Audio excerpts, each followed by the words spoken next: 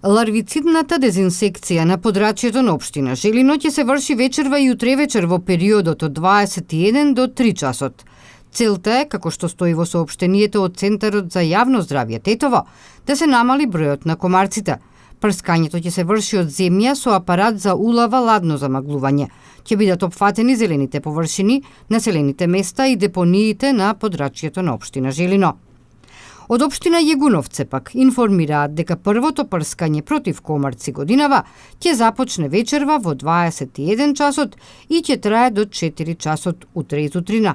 Патеката на третирање на површините, како што велат оттаму, е претходно утврдена од страна на стручни лица вработени во општината.